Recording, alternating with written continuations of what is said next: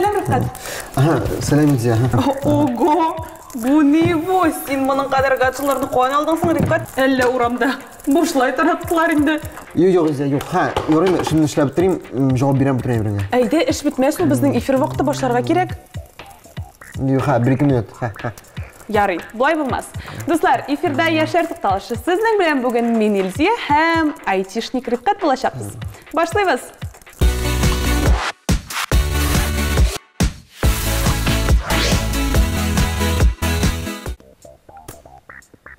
Болды bu. Нәрсе болдысың, Рифқат? Сен меңа бір нәрсе сөйлемейсің де, бір нәрсе аңлатмайсың. Мен хәтта тапшырыбызды да сенсіз бошлап жібердім. Ярый, Илзия, әйдә барысын аңлатам. Менә карайлы, монда булган барлык әйберләр нәрсә? Ничегенә нәрсә? Телефон, ноутбук, тагын бер телефон. Онсын дөрес әйтәсең, башка сүз белән барлык шушы әйберләрне ничек атап була? Бүгінгі күнде алар барысы да гаджетлар деп аталайын, ялгышмасам. Онысы да дөрес, ягъни элемтә чыганаклары дип әйтеп була инде.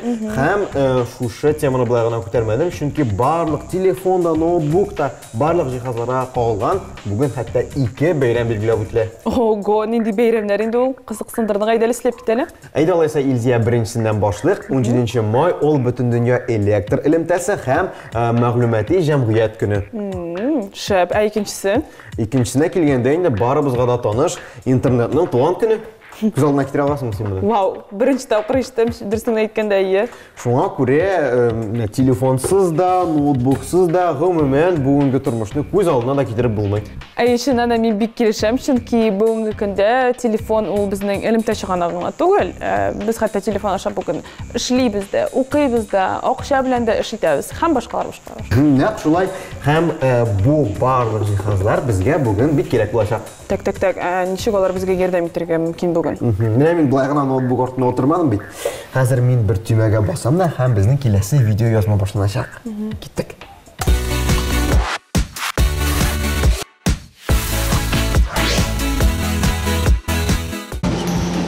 Сәлем, егетләр һәм кызлар. Җәй җитәргә дә күп калмады, һәм инде бик тиздән кызу көннәр башланыр. Рәхәтләнеп су куенасы көннәребез әле алда. Ә мин инде әзерләнә башларга булдым.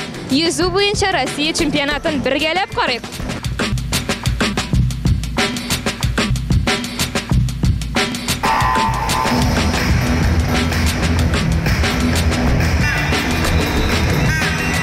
Йөзү буенча Россия чемпионаты су спорт төрләре сараенда узды. Әлеге ярышта Россиянең 72 төбәгеннән йөзүчеләр җыелган иде. Барлыгы 801 спортчы. Нәтиҗәләр буенча Сингапурда су спорты төрләре буенча дөнья чемпионатында катнашу өчен илнең җыелма командасы төзеләчәк.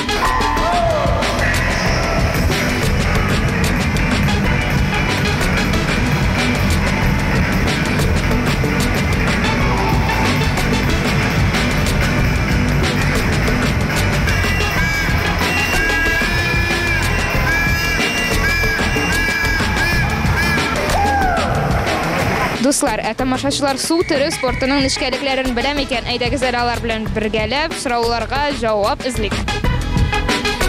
Йөзү стиленең кайсысы кроль дип атала икән? Так, вот так вот. На животе. На животе. Дөрес җавап. Алга таба. Нинди йөзү стилен дельфин стиле дип атыйлар икән? Баттерфляй. Баттерфляй. А вариант ответов есть? Баттерфляй. Ага, вот менә әтиләр булыша. Баттерфляй. Йөзүдә финиш термины нәрсәне аңлата икән? Все, приплыли. Ну, когда остается последние 15 метров. Конец дистанции. Кайсы йөзү стиле иң акрын стиль булып санала? Это тем, которым не плавает никто, когда вольный стиль. Брас. Дөрес җавап. Брас? Брас. Йөзүчеләр бер үк вакытта бер үк дистанциядә булган ярыш ничек атала? Заплыв. Ага, бу дөрес җавап. Заплыв. Нет. Эстафета. Йөзүчеләр сулар өчен башларын күтәрәләр. Бу техника ничек атала? Мне кажется, дыхательное плавание. Баттерфляй это неправильно. Нет. В группировке или как там? В координации. Дыхательная пауза. Дөрес, әйе. Сулыш паузасы дип атала.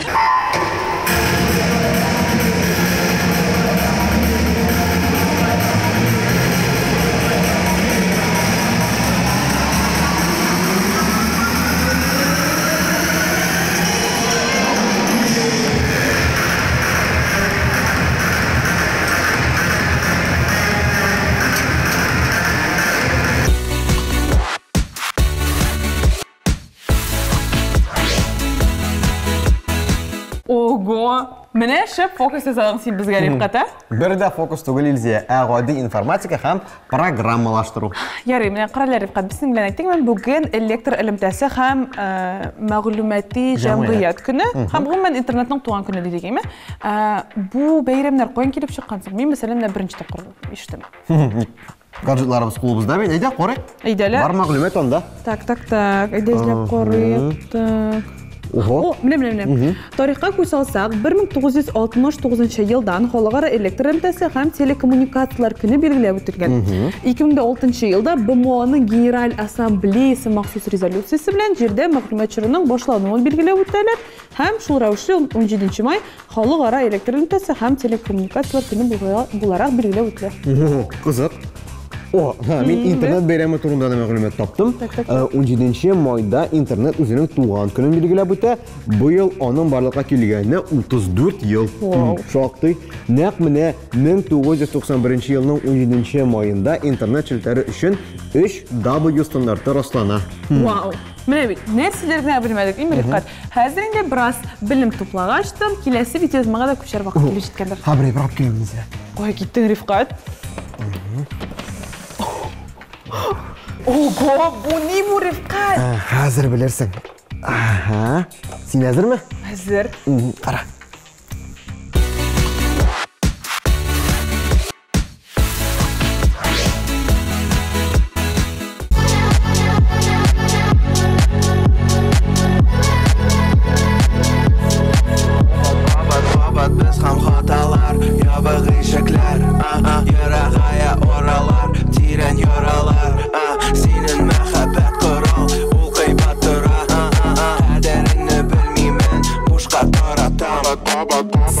Сәлам, нәкъ биредә егетләр иҗат итәләр. Нәтиҗәсен бөтен дөнья күрергә инде өлгерде. Егетләрнең үзләре белән без сезнең белән хәзер якыннанрак танышырбыз. Искан, тумышы белән Казан шәһәреннән. Автор башкаручы, күп кенә җырлар һәм шигырьләр авторы. 2024 ел нәтиҗәсе буенча алдынгы музыкаль проект исеменә лаек булган. Җырлар язу өчен кешеләр арасындагы мөнәсәбәтләр, шәһәр тормышы белән илһамланам ди Искан. Айдар, күп кенә җырларның көй авторы. Тумышы белән Тукай районыннан. Казан дәүләт мәдәният институтында белем ала. Айдар күп кенә халыкара дәрәҗәдәге конкурсларның лауреаты булып тора. Фексл, тумышы белән Саба районы Кызыл Миша авылыннан. Казан дәүләт мәдәният институтында белем ала. Музыка дип янып яшәүчеләрдән илһамланам ди ул. Җыр язу өлкәсенә сез ничегрәк килеп кирдегез?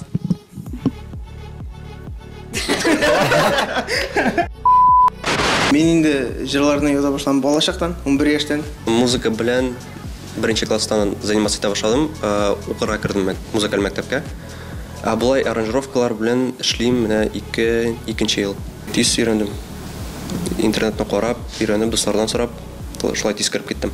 Мин 8нче класстан шөгыльләнә башладым музыка белән. Башта кызык музыка, и потом уже что там было? Какой вопрос? 8нче класста шөгыльләнә башладым музыка белән. Вот. Короче, 8нче класста мин музыка белән шөгыльләнә башладым. Бик авыр я башта. Вообще авыр. Өйрәнеп булмый. Музыка язылмый, мелодия язылмый, вообще язылмый. Бер-бер. Аннан соң уже как-то все-таки булып чыкты. Сезнең шундый көчле командагыз, әйтегез әле, иҗади трио ничек барлыкка килде? Без таныштык 23нче елның җәй көне. Искәндәр меня шалтыратты, Дубайда иде ул вакытта. Искәндәр кайтты 1-2 айдан соң. Шулай эшли башладык, җырлар яза башладык. Аннары Фаил белән Искәндәрне мин таныштырдым. Вот шундый тандем өчебез хабарлыкка килдек. 15 май көне сезнең яңа альбомыгыз дөнья күрде. Аның төп идеясе нәрсәдә? Альбомга килгәндә инде альбомның исеме ул Гафу. Һәм инде альбомның төп концепциясе төрле тормыш этапларында ниндер минем белән килеп чыккан проблемалар, ситуацияларга карап, анализ ясап, гафу үтенү. Unutmagan idin, sonunu üzünde, yanı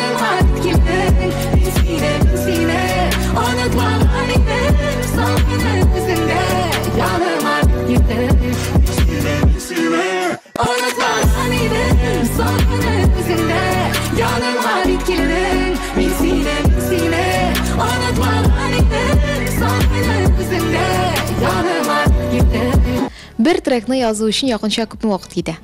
Безгә бер җыр ясар өчен бер көн кирәк. Ләкин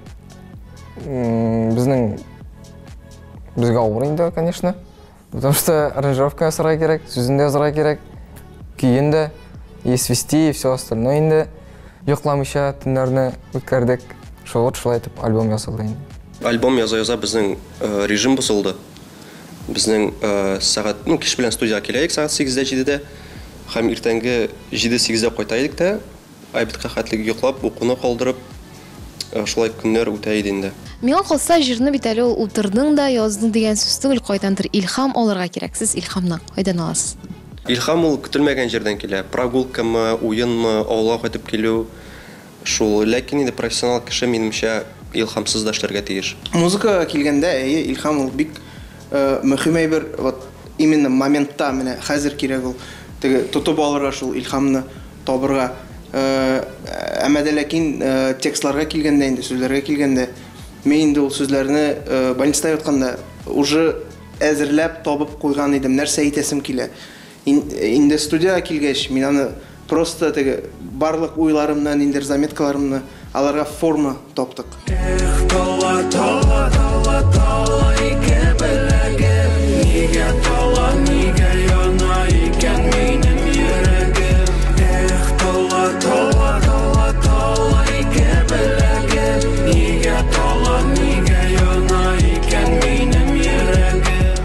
Хәзер без сезнең белән беразна уйнап, шушы альбомдагы трекларны искә төшереп алачакбыз. Мин сезгә әзерләдем андагы җырларны, ләкин аларны астыскә килгән һәм без нинди треклар икәнен сезнең белән бергәләп беләчәкбез. Әйдәгез әле башлап карыйк. Беренче трек менә шундыйрак булсын.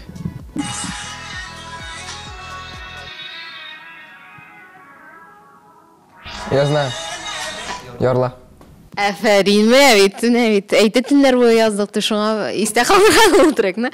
Афәрин, шәп һәм күчәбез киләсе реверска ниндирәк җырдан икән ул. Тола. Бонус трек. Бонус трек Искәндәрнең. Бонус трек. Афәрин булды, буста булды. Күчәбез киләсе җырга. Менә бу трек ул ничегрәк.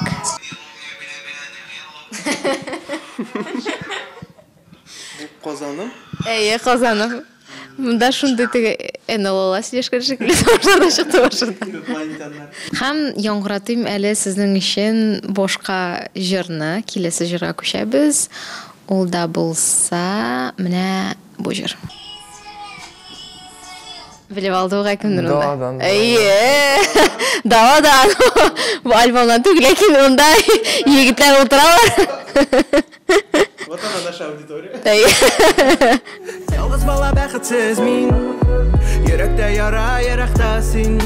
Очып киттең кышлар сыман, йөрәгем боз кышлар сыман.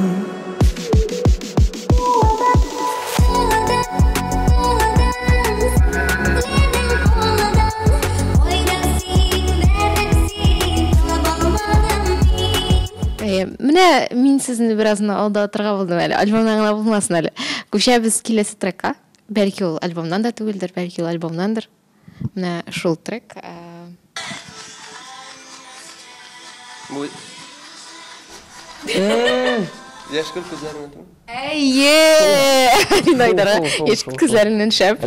Менә бит белеп алдылар. Барабыз алга таба, киләсе җырны тыңлыйбыз. Язмыш. Чынлап та афәрин. Менә бит барлык җырларны бик әйбәт беләсез икән. Җырларны белгән өчен сезгә бер тапкыр афәрин дисәм, инде иҗат җимешләрегез өчен тагын кат-кат афәрин дип әйтергә мөмкин, чөнки чынлап та бик күп көч һәм хезмәт сарыф ителә. Бар тик яшьләргә аны рәхәтләнеп тыңлыйсы гына кала. Без сезгә нәкъ менә шундый теләктә калабыз һәм бүгенгә саубуллашабыз. Сезне алып барышырга тапшырабыз. Сау булыгыз.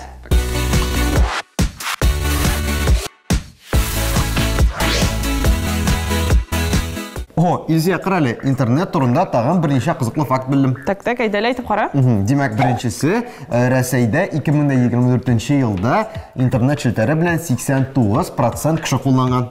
Икенче факт, Рәсәйдә кешеләр көненә якынча 7 сәгать 50 минут интернетта утыралар. Шуның яртысы мобиль җайланмаларда. Һәм өченче факт, ул да булса интернетның төп инфраструктурасы континентларны бер-берсе белән бәйли торган һәм су астыннан уза торган 300-гә якын кабель.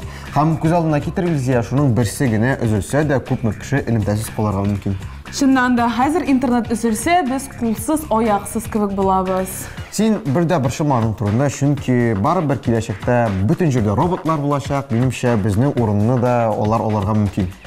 Юк, туктале, Рифкат, син алай дип әйтмә. Чөнки миңа калса, нинди генә яңа технологиялар барлыкка килмәсен, тере кешене барыбер роботларда алыштыра алмаячак. Соң алар бит күпме яктан бездән уңайлырак, җитезрәк, акыллырак һәм башкалар анда. Юк. Менә ничек инде алар бит инде безнең шуны милли җанлылыкны, мәрхәмәтлелекне алар бер кайчан да алыштыра алмаячаклар, Рифкат. Юк, Зәбнә кара әле. Аны бик Юк, әйдәлем менә минемчә бу.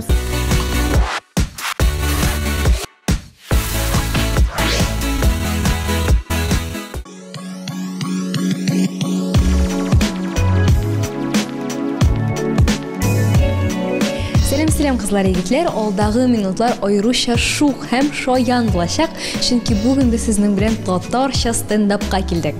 Әйдәгез тизрәк карыйк һәм күрик. Нинди ул татар юморы? Biz татарча стендапны инде берничә ел дәвамында оештырып киләбез. Ачык микрофоннар, стендап лабораторияләрдә уздырдык, фестивальләрдә узды. Open call-лар игълан итәбез һәм инде теләгән кеше үзен татар юморында сынап карый ала. Оештыру эшенә килгәндә без разгоннар оештырабыз инде, ул мәзәкләрне шомарту, уйлап табу дип атала. Без җыелышабыз китапханәдә, мәсәлән, дидер шундый мәдәни вайб булган урыннарда, үзебезнең булган фикерләребез белән бүлешәбез һәм бер-беребезгә мәзәкләрне язарга ярдәм итәбез.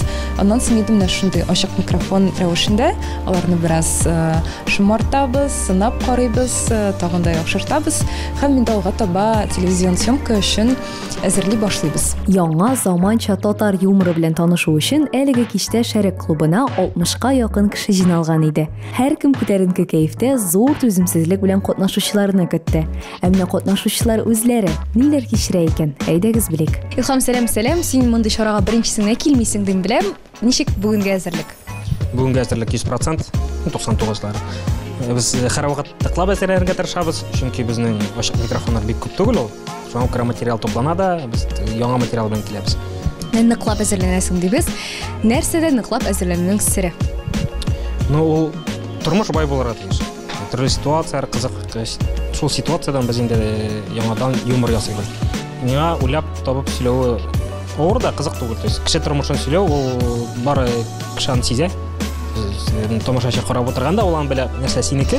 Менә үзең проживаешь бурча әйткәндә. Нәрсәне сиңа кемдер язып биргән, һәм син сөйлисең. Мин күпчелек үзем автор булырга тырышам. Әзер мәзәкләрне сөйләргә кызык түгел. Менә мәсәлән, шул берәр нинди синең белән кызыклы вазгыять, кызыклы ситуация булды. Ничек итеп син аны юморга әверелдерәсең? Белер башыңда гынамы, яисә кайдыр теркәп барасыңмы? Күпчелек ул төнге 3-тә башка килә, йоклый алмый ятканда. Ятасың, либо бер ситуация була, онтыла, моментында булмый ул. Аннан менә бит дип, то есть әкрененә разгоняешь. Бәлки миңа ниндидер бер караш кирәктер, бер запоминающийся, да, караш. Бәлки миңа менә мондый тавыш белән сөйләргә кирәктер. Менә булай. Менә мондый сәлам миндиләр. Или менә мондый тавыш белән миңа сөйләргә кирәктер, чтобы сез мине запомнили. Интонация, ул бит тоже бик мөһим әйбер. Менә булай сәлам дигәндә. Зилә, менә синеңчә юмор хисе ул һәр кешегә тумыштан биреләме, әллә ул еллар үткән саен шомарамы? Мин әле бик яшь комик, мин әле бик әз яшәгән кеше, миңа әле 22 яшь кенә. Шуңа күрә минемчә алай да, былай да булырга мөмкин. Юмор ул бик көчле инструмент тормышта, һәм ул булышырга мөмкин дә, һәм коткарырга мөмкин дә минемчә. Ул вообще коткара торган бер инструмент. Мәсәлән, мәктәптә миңа начар билгеләр куймыйлар, ләкин укытучы апа язадыр, менә Зилә дәрестә көлеп утыра, Зилә там дәресне может бозай. Димәк, инде электән Зилә һәм шаянлык, Зилә һәм юмор инде аерылмас ике шундый төшенчә. Миңа 33 яшь, һәм күпчелек танышларым сорыйлар: "Динара, сиңа 33, кайда син, кайда яшьләр?" диләр инде. Әйтәм, бердә борчылмагыз, журналистиканың, яшьләр журналистикасының бик гади бер кагыйдәсе бар. Теләсә кайсы җөмләгә vibe сүзен кыстырасың да яшьләр журналистиканы белә. Мәсәлән, анда бүген авиастрой районының vibe нинди? Һәр вакыттагыча хәсрәт. И все, сразу яшьләрский темалар. Бүген гомумән журналист булу модада түгел, блогер булу модада. Уйлаганыгыз бармы, менә журналист һәм блогер арасында аерма нинди? Бармы сезнең белән фикерләрегез? Татар юморы турында нинди генә төрдәге фикерләр яңгырамасын, әгәр шушы юнәлештә эшләүче яшьләр бар икән, димәк татарча стендап һичшиксез әле үскәннән үсә барыр. Чагыштырсам инде мин үзем стендапны бик яратам. Русчасында, инглизчасында караганым бар. Газнырда менә татарчасы белән кызыксынам. Татар юмор ул бераз теге ничек дип әйтә, җиңелрәкме, теге гадирак. Русчасына караганда, рус стендапларны караганда, анда ничектер теге storytell белән апаралар, дигәндидер история сөйләп баралар.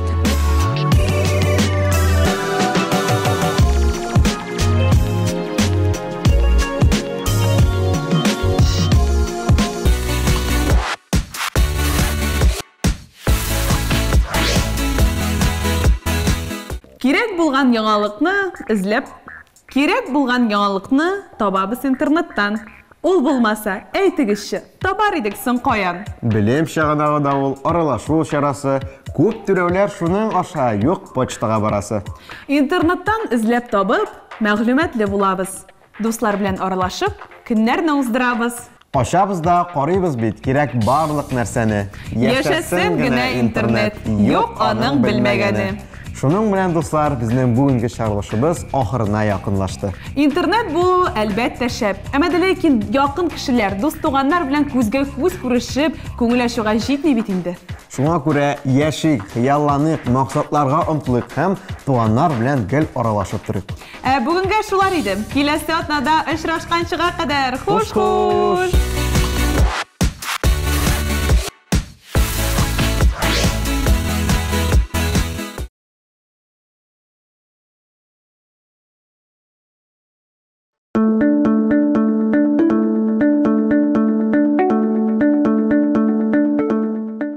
Замана баласы дибез. Кемсең ул? Нинди була? Бездә ул менә мондыйрак. Таныш бул, тыңлап кара. Өсте башы пөхтә аның. Игътибарлы карашы, йөзе якты, сүзе татлы. Бу замана баласы. Килә аның бар фәннән дә төпле белем аласы. Күп укый ул, күпне белә. Бу замана баласы. Чит телләрне өйрәнергә вакыт кайдан табасы? Ул таба, барын ала. Бу замана баласы. Белергә тели иленең, үткәнен, бүгенгесен. Тырыша ул киләчәктә чын хуҗа булыр өчен. Үзе яшәгән заманнан килми артта каласы. Һәр яңалык кызык аңа. Бу замана баласы. Гимназия, колледжларда килеп белем аласы. Зур белемгә омтылучы. Ул замана баласы. Юк аңа эшнең авыры, яманы, аламасы. Бар эшкә дә кулы ята. Бу замана баласы. Бу сезгә безнең хәлләрнең кызыгы, яңалары. Үсә бездә әнә шундый замана балалары.